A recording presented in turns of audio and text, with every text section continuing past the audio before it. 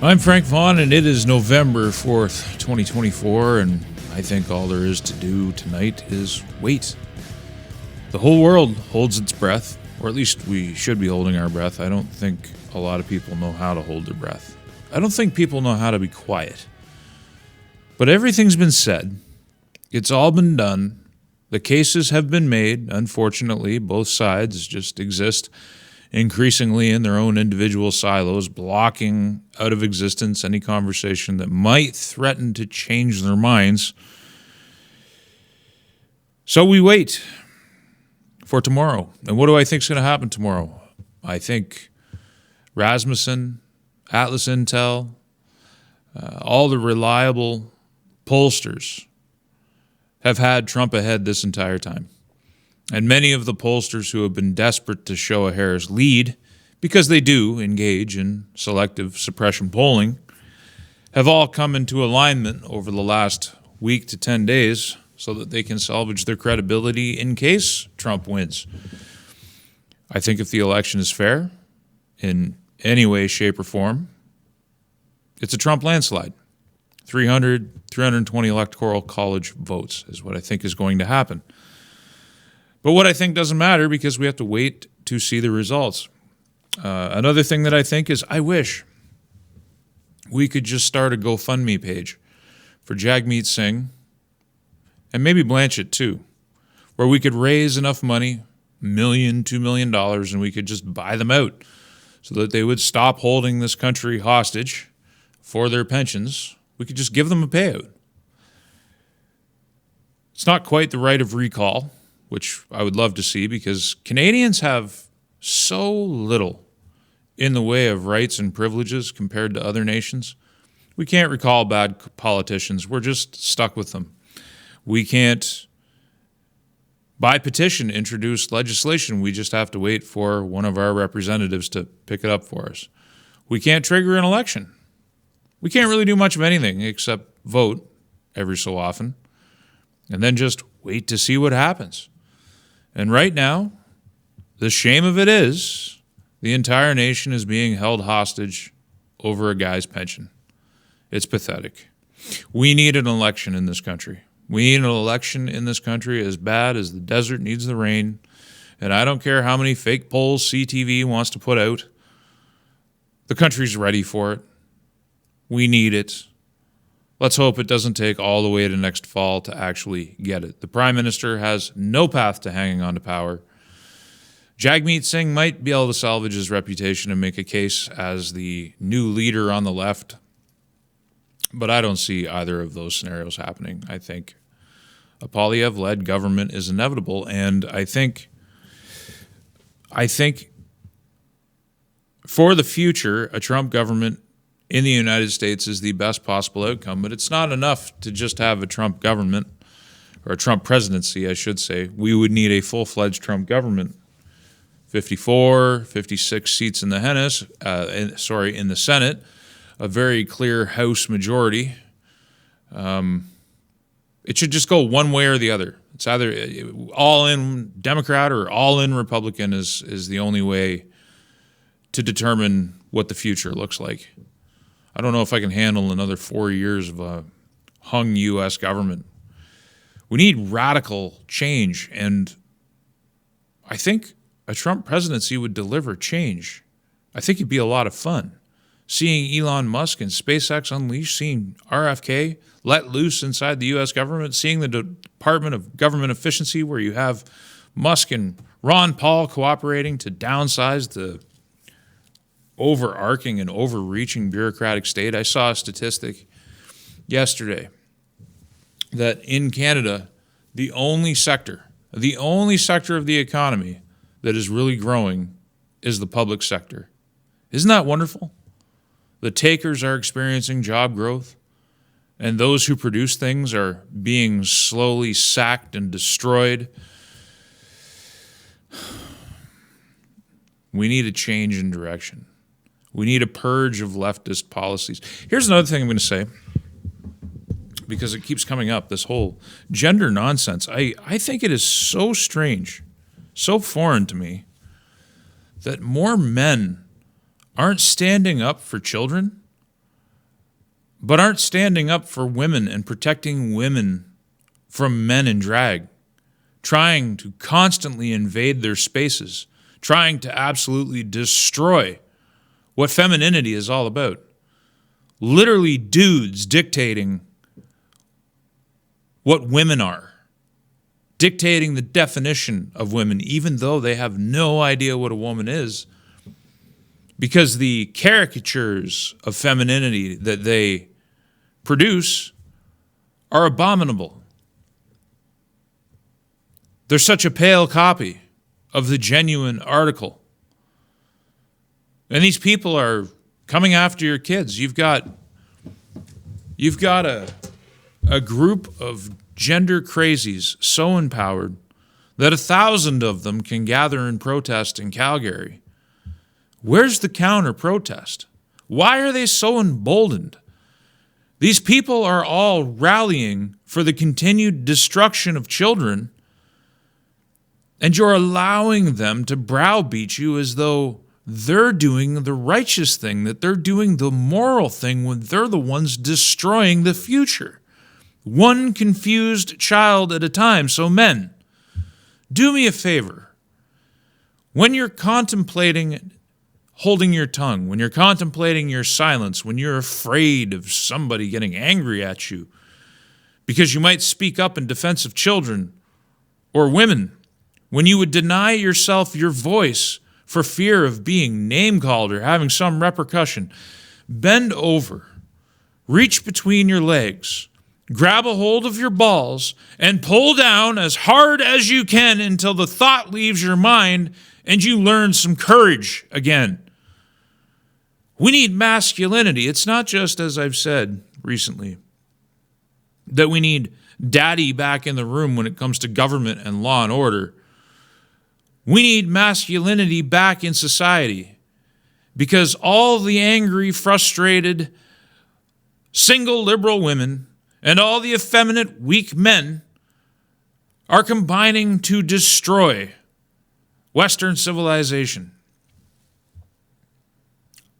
And it's going to take masculine men to start righting the ship. It's crazy. And on top of the crazy, we now have this debate, this stupid debate. We have Khalistani separatists in this country. They're very violent.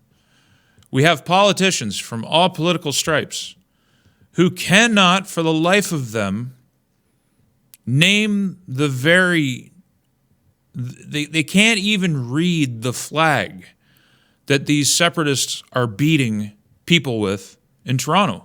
They can virtue signal about violence and religious violence and a failure for the great melting pot to actually congeal. It's like mixing water and oil, it seems, because it's not just the Khalistanis.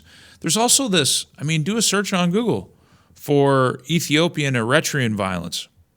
We have imported so many problems. And now, on the flip side of it, you've got Hindu leaders giving speeches and rallying crowds in Toronto saying, hey, we're not out to get anybody, but if you do anything to us, we'll kill you. And the crowd is just like, kill them, kill them, kill them. And 400 go and do a raid on a Sikh religious building. So it's back and forth. Sure, the Khalistanis are worse. Sure, the Palestinians are reprehensible, but what are we doing in this country? We tell millions, tens of millions of Canadians that they're not allowed to have an identity of their own, that the history of this country is not something to be celebrated. It is something to bow your head in shame and apologize for unendingly. Well, we import all of these ethnic and religious forces that don't give a damn about that Canada, let alone the native population, the First Nations, that our governments love to virtue signal about, but never do anything about.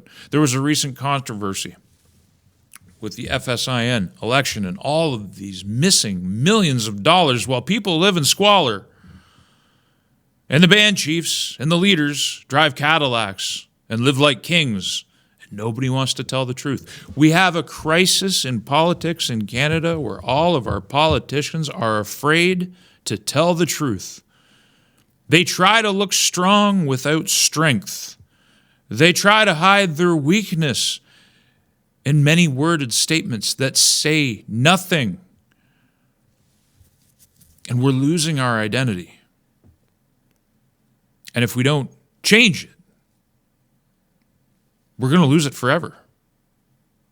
We're allowed to be Canadians. We're allowed to be proud of our roots. We're allowed to look back and say, man, why was Toronto so clean 30, 40, 50 years ago? Why were things objectively better? What has changed? And maybe whatever forces are behind that change should be halted. One of the reasons I hope for a Trump presidency and for a strong Republican Senate and a strong Republican House is that the conversation will fundamentally change in the rest of the world as a result of that outcome.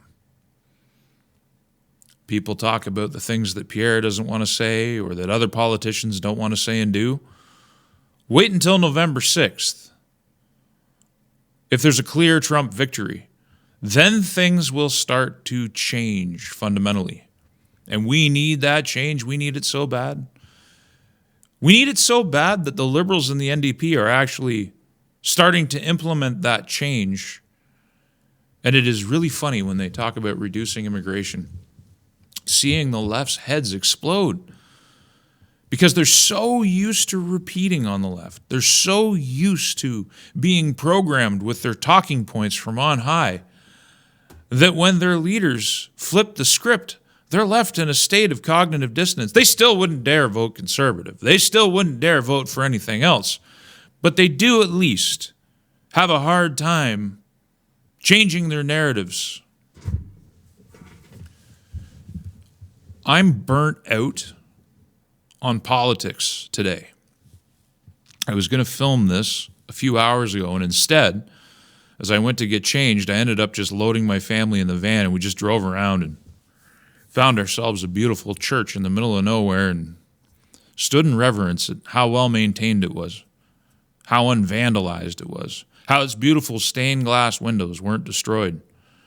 Because the rot at the heart of our urban centers, the rot at the heart of our national institutions hasn't fully reached the countryside and hasn't fully destroyed Western Canada yet. There's still a seed here that lies beneath the snow. And when the winter's over, the world might be able to live from what we have left. If we learn how precious it is, because also, alongside this church, on these back roads that we were traveling, are all these abandoned homesteads. The thing that has really struck me living out here and observing the countryside is that within the span of one human lifetime, hundreds of thousands of people came, they cleared, they settled, they homesteaded, and then they left. And their homes are now being overgrown and taken back by the forest.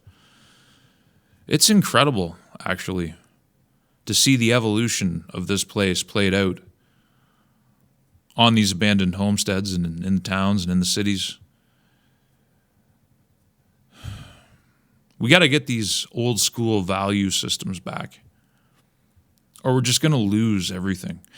What makes the Khalistanis, what makes the Hindu militants, what makes them all stand out is that they have a core identity that has very little to do with Canada and has everything to do with where they came from.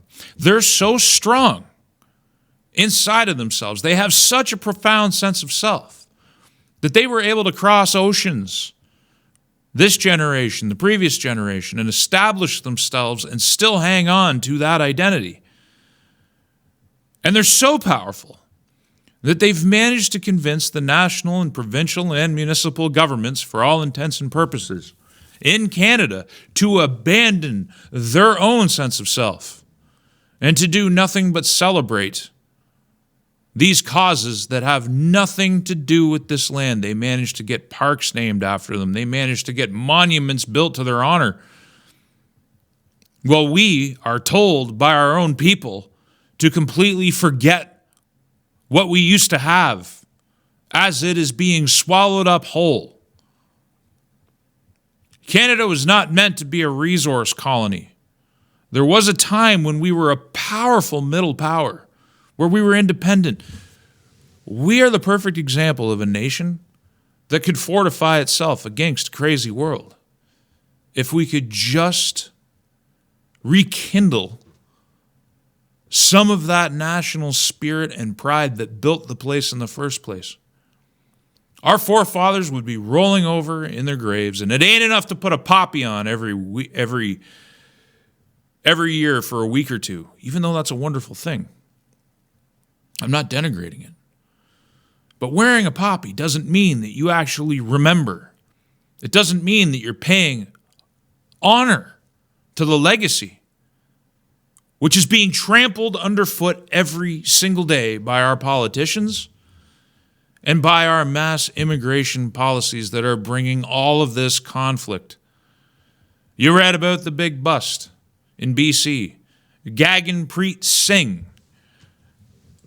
How much are we going to tolerate our countries being destroyed from within and from without? And are we ever going to do anything? Are we ever going to reach between our legs and pull our balls down? As I highlighted before, and defend decency. It's not even just the nation. We can't even defend our kids properly. We're so afraid. It's disgusting to me. We can't even defend simple biology. These people that are fighting in Toronto, that are having their little street war, their little ethnic, religious street war in Brampton, or the Khalistani separatists that are marching in BC, Surrey, which is now 70% Indian subcontinent immigrant. What do they have that you don't have? They have manliness. They're fearless. They're willing to fight for their causes. Even though they're a minority, they're willing to advance themselves. What happened to men?